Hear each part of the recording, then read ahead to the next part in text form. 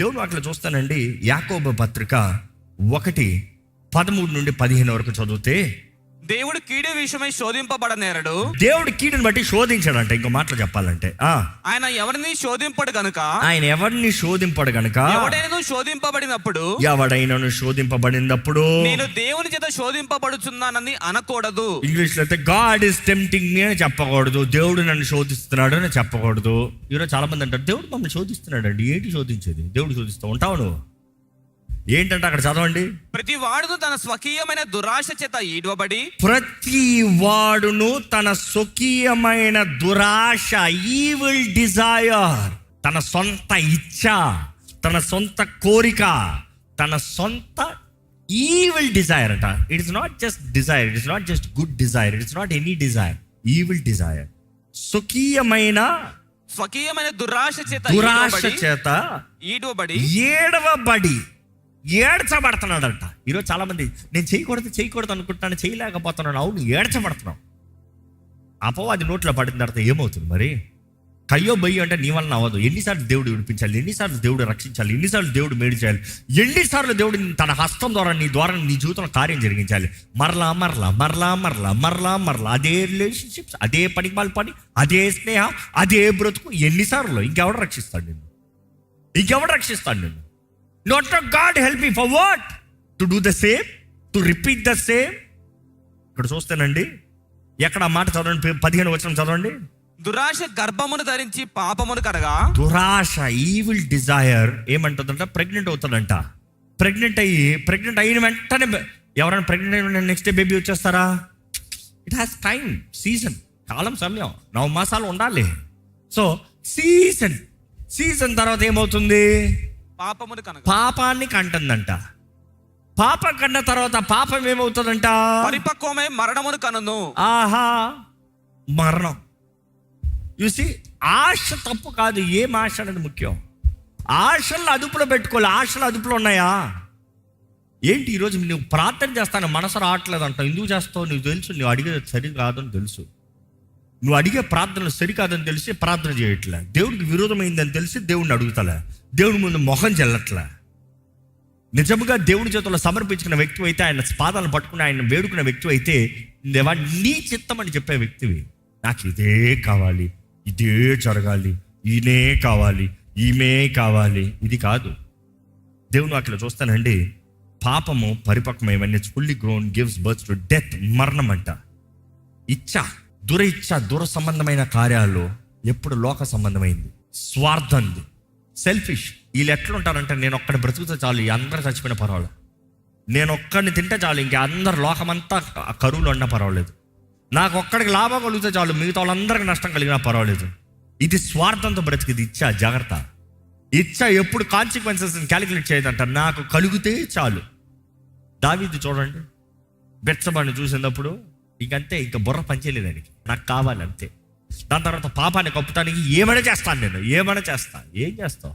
ఎక్కడి నుండి తప్పించుకుంటావు? ఎవరి కళ్ళుకు మోస్తావు? మనుషుల నోరును ముంచవచ్చు, దేవుడి నోరును ముంచలేవు. మనుషుల ముందు అన్ని డ్రామా చేయొచ్చు, దేవుడి ముందు నాటకాలు పనికిరావు. దేవుడు అన్ని చూస్తున్న దేవుడు.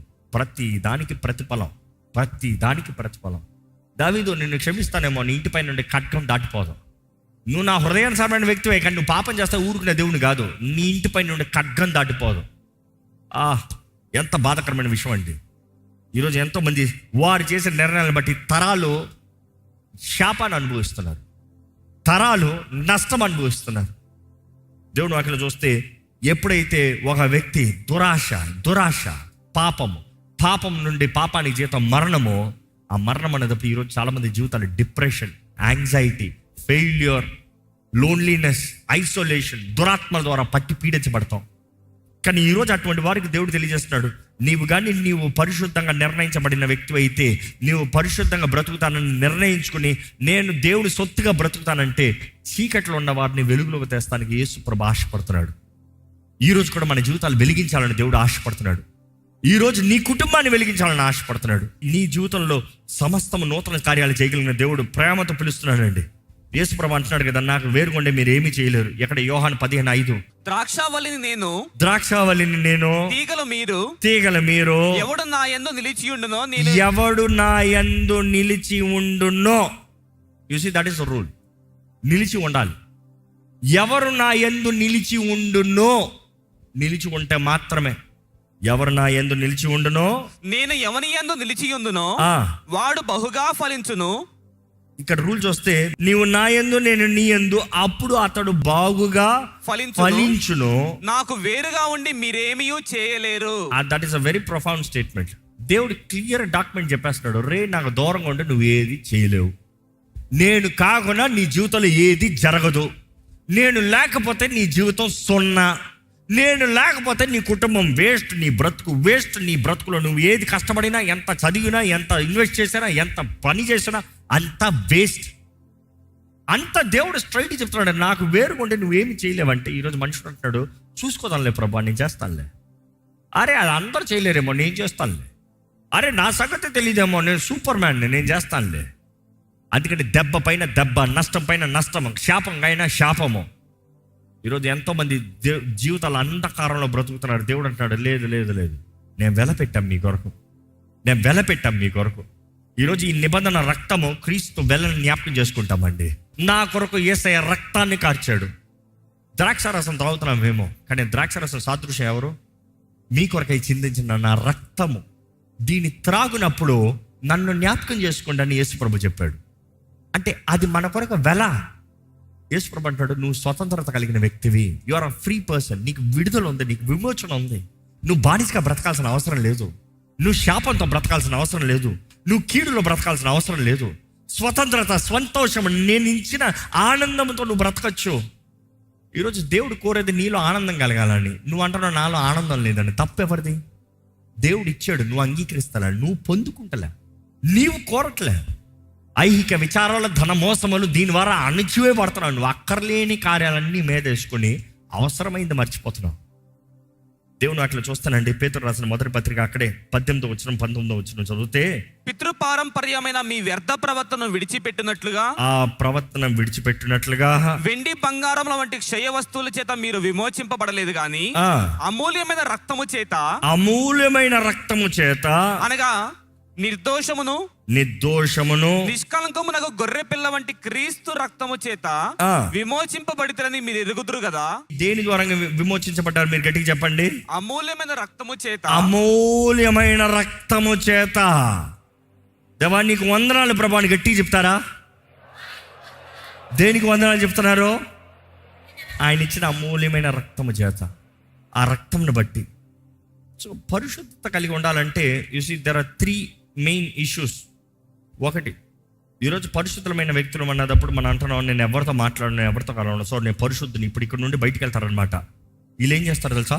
ఓయ్ నేను పరిశుద్ధుని, ఓయ్ నేను పరిశుద్ధుని, బ్యాచ్ పెట్టుకుంటారు. నేను పరిశుద్ధుని, మీతో నేను కలవను, నేను పరిశుద్ధుని. You see it is trying to be a hypocrite. పరిచయుడు భక్తి అది కాదు. తగ్గింపు కలిగి ఉండు, యథార్థత కలిగి ఉండు, సత్యంని వెంబడించు. నీలో నుండి ఆత్మ ఫలము కనబరచాలి, ఫలించాలి. ఆత్మ ఫలం ఏమనగా ప్రేమ, సంతోషం, సమాధానం, దీనత్వం, దయాలత్వం, మంచితనం, ఆశా నిగ్రహం, సాత్వికం, విశ్వాసం, దీర్ఘశాంతం. యు సీ ఆత్మ ఫలంలో ఇంత మాత్రమే కాదు. This is just a sample. కానీ ఇవన్నీ ప్రేమ ద్వారంగా దేవుడు అక్కడ చూస్తానండి. మనం ఇతరులతో ఉన్న రీతిగా చూసినప్పుడు మనం జాగ్రత్తగా బ్రతకాలి. Because you in this world you represent Christ. క్రీస్తుని కనబరుస్తున్నాం. దేవుడు అక్కడ చూస్తానండి. మూడోదిగా నేను చెప్పదలుచుకుంది, మన పరిశుద్ధమైన జీవితం అంటే ఇట్ ఈస్ నాట్ దట్ నువ్వేదో పాపం లేకుండా ఉంటావని కాదు. Let's be real, let's be practical. రక్షించబడిన తర్వాత నేను ఎప్పుడు ఏ తప్పు చేయలేదన్న వాడు ఎవడన్నా ఒకడన్నా ఉన్నాడా? అలా ఎవడని చెప్తే అబద్ధం ఆడుతున్నాడు. Is lying. మనం అందరం ఆయన కృప తక్కువైన వారిమే. We all have fallen short of the glory of God. ఆయన మహిమ ముందు అందరు తక్కువే. ఆయన కృపను బట్టే బ్రతుకుతున్నాం. It is the reality. నేను తప్పు చేయాలని తప్పు చేస్తాం కాదు, కానీ ఈ పాపపు లోకంలో కొన్నిసార్లు మన శక్తి చాలదు. కొన్నిసార్లు కొన్ని తప్పుడు నిర్ణయాలు, కొన్ని తప్పుడు తలంపులు, తప్పుడు కార్యాలు. It is out of hastiness. It is out of not the will that I have to hurt God. దేవుని బాధ పెట్టాలని కాదు, నేనంత పాపము చేయాలని కాదు, కానీ అనేక సార్లు ఈ పాపపు లోకంలో మనం పడిపోతూ ఉంటాం. కానీ దేవుడు ఒకటే కోరుతున్నాడు, నీతిమంతుడు 7 మార్లు పడినను ఏంటంట, ఎన్నిసార్లు పడతాడంట? ఎందుకు 7 సార్లు పడ్డాడు? ఎందుకు 7 సార్లు పడ్డాడు ముఖ్యం కాదు. ఏంటి ముఖ్యం? తిరిగి లేస్తాం ముఖ్యం. It is not desiring I have to fall. పరిగెత్తి రన్నింగ్ రేస్లో పడేవాడు నేను ఎప్పుడు పడను రా అని చెప్తాడా? పడిన తర్వాత లేచి పరిగెడతాడా? అది ముఖ్యం. పడిన తర్వాత will you not give up. ఈరోజు కొంతమంది కొంచెం పడి చిన్న దెబ్బ తగిలితే చాలు, ఇంకా నడవరు, అంతే. పరిగెడతాం తర్వాత నడవరు.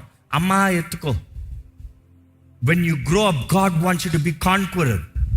స్వతంత్రించుకోవాలి, జయించాలి, నువ్వు పోరాడాలి, నువ్వు గొప్ప కార్యాలు జరగాలి నీ జీవితంలో. దేవుడు కోరేది అదే, ఆశపడేది అండి. నా జనంగా, నా సొత్తైన ప్రజలుగా బ్రతకండి రా బాబు. నా కార్యాలు నేను ప్రచురపరుస్తానయ్యా, నీ ద్వారా నేను ప్రచురపరుస్తాను. మీ పైన నా వెలుగును ప్రకాశింపజేస్తా. I show my glory. దేవుడు అట్లా చూస్తానండి. ఆయన మహిమను కనబరిచే వారిగా మనం ఉండాలి. మన బలహీనతల్లో ఆయన బలాన్ని వేడుకోవాలి.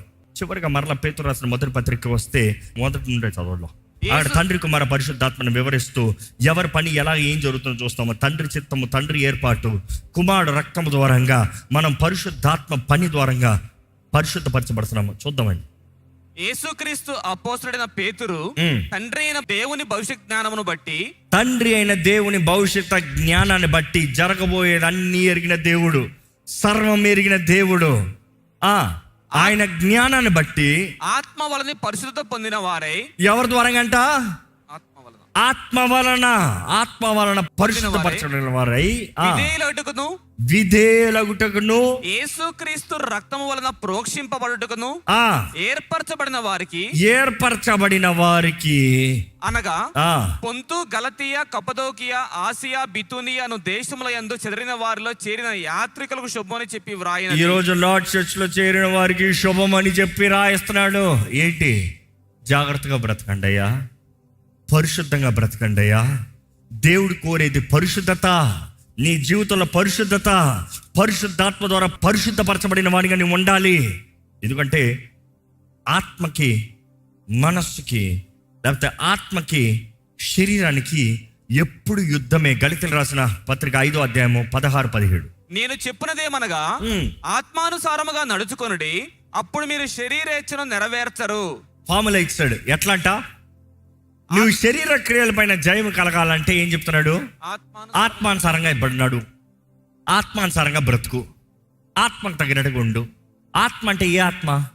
నీ చచ్చిన ఆత్మ కాదు, పరిశుద్ధాత్మతో నీ ఆత్మ కలవాలి. ఇది దయచేసి గమనించండి. దేవుడు అక్కడ తెలియజేయబడుతుంది. పరిశుద్ధాత్ముడు మనకి ఆదరణకర్త, పరిశుద్ధాత్ముడు మన సహాయకుడు, పరిశుద్ధాత్ముడు మనలో ఉంటాడు.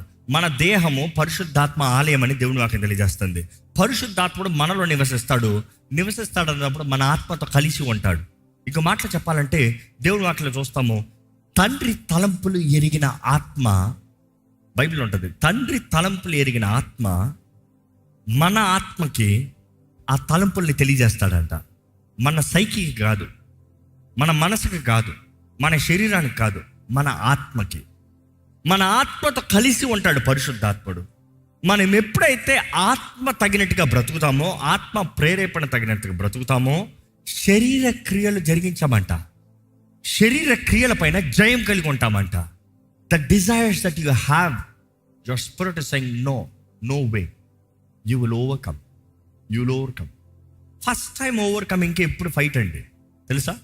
మొదటిసారి పోరాడటానికి అసలు నేను చేయగలనా లేదా, ఆపగలనా లేదా, ఉండగలనా లేదా, చేస్తావు పో, ఇంతేనా, I can overcome this. Devil is always worried about not you taking the first step దగ్గర పాయింట్. అడుగు తీ, దేవుడు కార్యం జరిగిస్తాడు. అడుగు తీ, ధైర్యాన్ని ఇస్తాడు. అడుగు తీ, ఆయన మహిమను చూపిస్తాడు. దేవుడు అక్కడ చూస్తే ఎక్కడ? ఆత్మకి శరీరము ఆత్మకును, ఆత్మ శరీరమును విరోధముగా ఆపేక్షించును.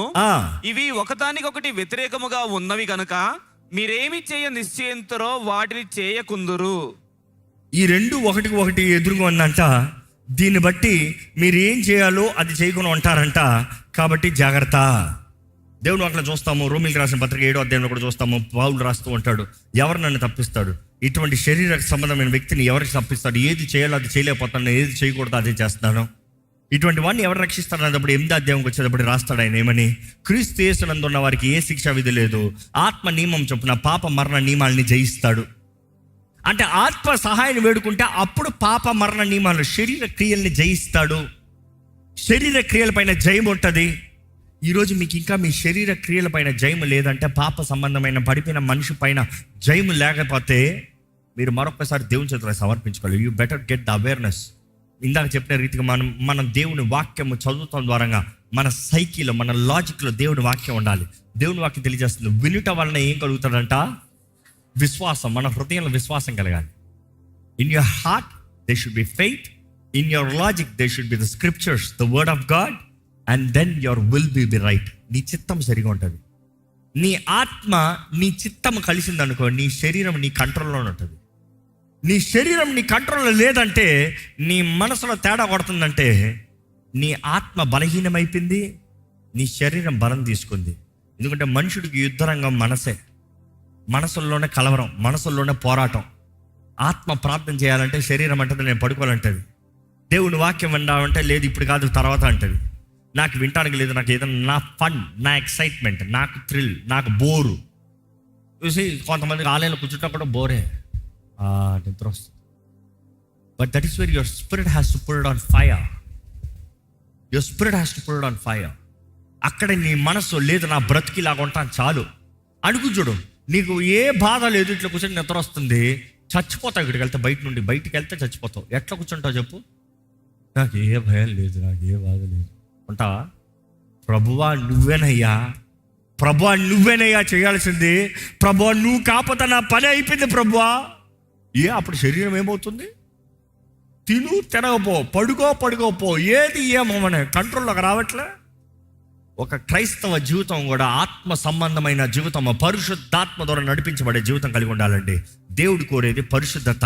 ఎక్కడ హెబ్రీయులకు రాసిన పత్రిక 12:14 చదువుదామా? అందరితో సమాధానమును పరిశుద్ధతయు కలిగి, అందరితో సమాధానము పరిశుద్ధత కలిగి ప్రయత్నించుడి. పరిశుద్ధత లేకుండా ఎవడును ప్రభువును చూడడు. ఏమి లేకుండా ఉందా మీకు? సింపుల్. ప్రభువును చూస్తామంటే ప్రభువుని నేరుగా చూస్తాం మాత్రం కాదు, ప్రభు కార్యాలు చూస్తాం, ప్రభు చిత్తాన్ని ఎరుగుతాం, ప్రభు స్వరాన్ని వింటాం, ప్రభు నడిపింపు కలిగి ఉంటాం, ప్రభు సహాయాన్ని పొందుకుంటాం. ప్రభు చేసేది ఏదన్నా నువ్వు చూడాలంటే పరిశుద్ధత ఉండాలంట. పరిశుద్ధత లేకపోతే దేవుని చూడలేవంట. Blessed are the pure in heart for they shall see God. Blessed are the pure in heart, హృదయ శుద్ధి కలిగిన వాడు ధన్యుడు, వారు దేవుని చూచెదరు. హృదయ శుద్ధి కలిగి ఉంటాం, పరిశుద్ధత కలిగి ఉంటాం. నిన్ను నువ్వు శుద్ధీకరించుకుంటావు, ఎప్పటికప్పుడు శుద్ధీకరణ చేసుకుంటాం. దేవుని రక్తం ఈరోజు సిద్ధంగా ఉందండి నిన్ను నువ్వు కడుక్కుంటానికి. నువ్వు కడుక్కుంటే దేవుని చూస్తావంట. Then you are blessed. కలితి, పాపము, ఇచ్చ, కామము, లోక సంబంధమైన కార్యాలను చెత్త పెట్టుకుని ప్రభువుని చూడాలంటే, ప్రభువా నీ చిత్తము ఎక్కడ తెలుసుకుంటావు? ప్రభువా నీ చిత్తము నా జీవితంలో వివాహ విషయంలో జరుగుతుంది, ఎక్కడ జరుగుతుంది? You are confused, you are so lost. దేవుని చిత్తం ఇచ్చినా కూడా ఇదా అదా, ఇప్పుడా అప్పుడా, నేను అనుకున్నాను. నువ్వు అనుకుంటే ఇక దేవుని చిత్తం ఎందుకు? నీ చిత్తమే చూసుకో.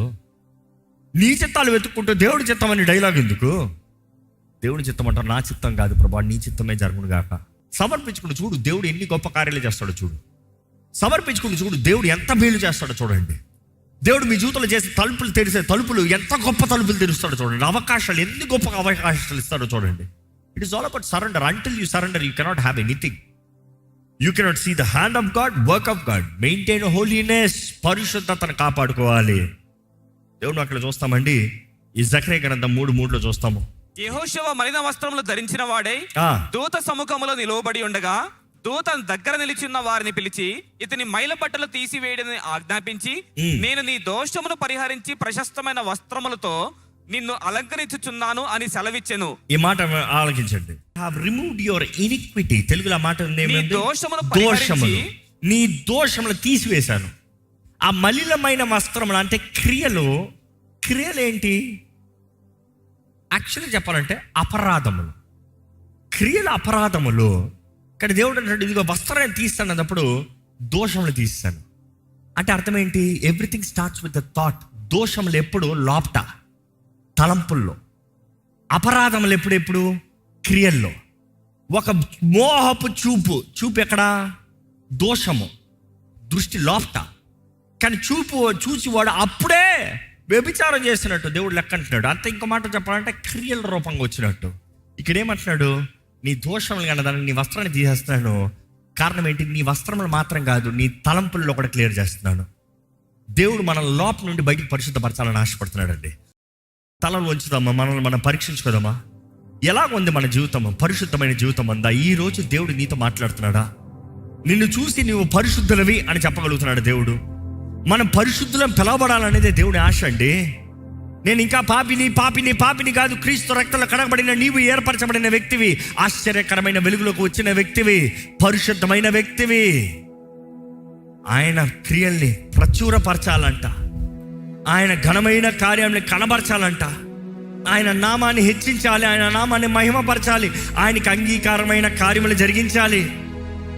ఈరోజు అపవాది నిన్ను దాడి చేస్తూ నీలో భయము, నీలో కోపము, నీలో పగ, నీలో కక్ష, నీలో ధృవీకరణ, నీలో డిప్రెషన్, అబ్యూస్, సెల్ఫ్ ఎస్టీమ్, లో ఎస్టీమ్, సెల్ఫ్ హేట్రెడ్తో నింపేస్తున్నాడేమో. ఈరోజు దేవుడు నిన్ను కోరుతున్నాడు, నీ జీవితము ప్రత్యేకంగా ఉండాలని కోరుతున్నాడు. మన దేవుడు పరిశుద్ధుడు. ఆయనకి లాంటి వారు ఎవరున్నారు? ఆయనకి లాంటి వాడు ఎవరున్నారు? ఆయనతో ఎవరిని పోల్చగలుగుతాము? దేవుడు అంటున్నాడు, నేను నీ తండ్రిని, నువ్వు నా బిడ్డవే. నేను పరిశుద్ధుని కాబట్టి నువ్వు పరిశుద్ధులే ఉండాలి. నేను పరిశుద్ధుని కాబట్టి నీ పరమ తండ్రి పరిశుద్ధుని కాబట్టి నీవు కూడా అన్ని విషయాల్లో పరిశుద్ధులే ఉండాలి. ఈరోజు మనకి పరిశుద్ధత అనుగ్రహించబడింది యేసు రక్తము ద్వారంగా. మనం ఈ క్రీస్తు నీతి అయి ఉన్నామండి. దేవుడు వాక్యం తెలియజేస్తుంది, వీఆర్ ఇన్ హిస్ రైచియస్నెస్. మనం ఆయన నీతి మన జీవితంలో మనం ఏమైనా అనుభవిస్తున్నామంటే అది క్రీస్తు చేసిన కార్యాన్ని బట్టే, క్రీస్తు శిలువలో చేసిన కార్యాన్ని బట్టే. ఈరోజు ఆయన ఆరాధించేవారు పరిశుద్ధతతో, భయభక్తులతో ఆరాధించాలని దేవుడు వాక్యం తెలియజేస్తుంది. దేవుడు అంటున్నాడు, నేను తరములకు చూపిస్తాను. ఎవరిని? నా మహిమని, నా ఘనతని, నా కార్యాలని దేశముల కళ్ళు ముందు నేను చూపిస్తాను. నేను దేవుడిని నన్ను కనబరుస్తాను. ఈరోజు కనబరచాలంటే దేవుడికి నువ్వు కావాలి. నీ ద్వారంగా ఆయన నామానికి మహిమ రావాలని దేవుడు ఆశపడుతున్నాడు. నీ ద్వారంగా ఆయన నామానికి ఘనత రావాలని దేవుడు ఆశపడుతున్నాడు. నీ ద్వారంగా గొప్ప కార్యాలు జీవితంలో జరగాలని దేవుడు ఆశపడుతున్నాడు. God chose you, God wants you, God needs you, God wants you to live holy so that his name shall be glorified through you. దేవుడు నిన్ను కోరుకుంటున్నాడండి. దేవా, ఇదిగోనయ్యా నన్ను కడిగయ్యా. అడగండి, యేసయ్యా నీ రక్తంతో నన్ను కడిగయ్యా, నీ రక్తంతో నన్ను కడిగయ్యా, నీ రక్తం ద్వారా నన్ను శుద్ధీకరించి ప్రభా, నీ రక్తం ద్వారా నన్ను పవిత్రపరచయ్యా, నీ రక్తం ద్వారా నన్ను నూతనపరచయ్యా. నా ఆత్మ, శరీరము, మనస్సు నీ చేతుల్లోకి అప్పచెప్పుకుంటాను. పరమ తండ్రి, నీ బిడ్డగా నన్ను చేసుకో. సమర్పించుకుందాం దేవుని చేతుల్లోకి. అమూల్యమైన రక్తము, విలువైన రక్తము, ప్రశస్తమైన రక్తము, నీ కొరకై చిందించిన యేసు రక్తము సిద్ధముగా ఉందండి. ఈరోజు నీవు పరిశుద్ధమైన వ్యక్తిగా బ్రతకాలని Ask God, make me clean, make me holy, make me pure, renew me, Lord. పరిశుద్ధ ప్రేమ తండ్రి, ఇదిగోనయ్యా నీ ముందు తగ్గించుకుని వస్తున్నామయ్యా, నీ సహాయాన్ని వేడుకుంటూ వస్తున్నామయ్యా. నీవే మా దిక్కు, నీవే మా ఆధారము, నీవే మా నీతివి, నీవే మా సర్వాన్ని మేము ప్రకటిస్తున్నామయ్యా. ఈరోజు నీ సన్నిధిలో ఉన్న ప్రతి ఒక్కరిని చూడు, ప్రతి కుటుంబాన్ని చూడు, ప్రతి ఒక్క వ్యక్తిని చూడు. ఇక్కడ ఉన్న యవనస్తులను చూడు, వివాహమైన వారిని చూడు, ఉద్యోగాలు చేస్తున్నవారు, వ్యాపారాలు చేస్తున్నవారు, చదువుతున్నవారు, చిన్న ఏంటి పెద్ద ఏంటి, ప్రతి ఒక్కరు నీ ముందు నువ్వు చూస్తున్నావు ప్రభా. నువ్వు మా దేవుడు అయి ఉండాలని, మేము నీ కుమారులు కుమార్తెలై ఉండాలని నువ్వు ఆశపడుతున్నావయ్యా. దేవా, మేము పరిశుద్ధంగా ఉండాలని నువ్వు కోరుతున్నావు. నువ్వు పరిశుద్ధుడు కాబట్టి మేము పరిశుద్ధులమై ఉండాలి, ఏర్పరచబడిన వారు ఉండాలి. లోకంతో, లోకపు కార్యాలతో, పాపపు సంబంధమైన క్రియలతో మేము కలవకూడదని నీ వాక్యం తెలియజేస్తుందని నువ్వు తెలియజేస్తున్నావయ్యా. ఇదిగోనయ్యా, ఈరోజు మమ్మల్ని అందరినీ మరొకసారి కడగమని వేడుకుంటున్నాను. జీవితము నువ్వు అనుగ్రహించిన బహుమానము, సమయము నువ్వు అనుగ్రహించిన కృప, ఇదిగో అయ్యా ప్రతి దినము నీవు అనుగ్రహిస్తున్న ఈ కృప సమయములో, ఈ కృపా కాలములో మేము సరిగా బ్రతుకుతానికి, మేము చేయవలసింది చేస్తానికి, నిన్ను కనపరచువారుగా, నిన్ను కనపరిచే జీవితాలు కలిగిన వారుగా, మా జీవితాల ద్వారా నీకు మహిమ వచ్చినట్లుగా జీవిస్తానికి సహాయం చేయి. ఇదిగో ప్రభా, ఇక్కడ ఉన్న ప్రతి ఒక్కరిని చూడయ్యా, ఈ లైవ్లో వీక్షిస్తున్న ప్రతి ఒక్కరు చూడయ్యా.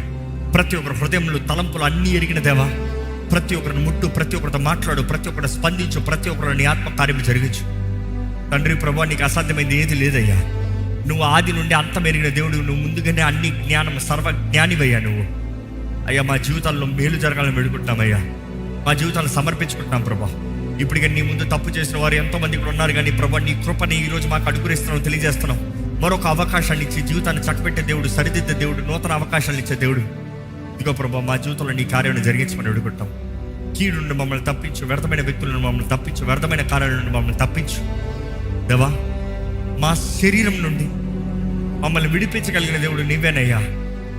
మా శరీరాన్ని చంపేవారుగా, శరీర సంబంధమైన క్రియల్ని చంపేవారుగా అయ్యా నీ ఆత్మ శక్తిని మాకు దయచేయమని అడుగుకుంటున్నామయ్యా. మా అంతటా మేము చేయలేమయ్యా, మాకు నీ ఆత్మ సహాయం కావాలి ప్రభా. ఈరోజు నీ సన్నిధిలో విత్తబడిన వాక్యాన్ని ముద్రించి చేయబడిన ప్రార్థనలకి జవాబు దయచేయి. ఎటువంటి వారు ఎట్టి పరిస్థితులు వచ్చున్నారో నీ చిత్తం ఎరగాలయ్యా. ఈరోజు వాక్యమంతా దేవా నువ్వు వారిని ప్రేమిస్తున్నావయ్యా, నువ్వు వారి పట్ల గొప్ప కార్యాలు చేయాలని ఆశపడుతున్నావయ్యా. వారిని రాజులైన యాజక సమూహంగా ఏర్పరచబడిన వారిగా, ఆశ్చర్యకరమైన వెలుగులో వచ్చిన వారుగా దేవా నీ కార్యాలు కనబరిచేవారుగా, నీ సాక్షులుగా బ్రతకాలని నువ్వు కోరుతున్నావయ్యా. ఎక్కడ అల్పమైన కార్యాలు, అల్పమైన క్రియలు, వ్యర్థమైన అపవాది ట్రాప్స్లో చిక్కుకోకూడదని నీ వాక్యంలో నువ్వు తెలియజేస్తున్నావు ప్రభా. దేవా ఈ రోజు నీ ప్రజలు నువ్వు ఆహ్వానిస్తున్నావు, నీ చేతులు చాచించావు, నీ ప్రేమ కలిగిన హస్తంలోకి నువ్వు చేర్చుకోవడానికి ఆశపడుతున్నావు. ఇక్కడ ఉన్న ప్రతి ఒక్కరి నీ స్వరాన్ని విన్న ప్రతి ఒక్కరు, నీ ఆత్మ ప్రేరేపణ కలిగిన ప్రతి ఒక్కరు వారి జీవితాలను సమర్పించుకుని పరిశుద్ధమైన ప్రజలుగా నీ కొరకు జీవించే భాగ్యాన్ని దయచేయమని అడుగుకుంటూ, విత్తన వాక్యాన్ని ముద్రించి ఫలింపజేయమని వేడుకుంటున్నా సరే నేస్తున్నామని అడిగి విడుచున్నాం తండ్రి, ఆమేన్. దైవం నీవయ్యా.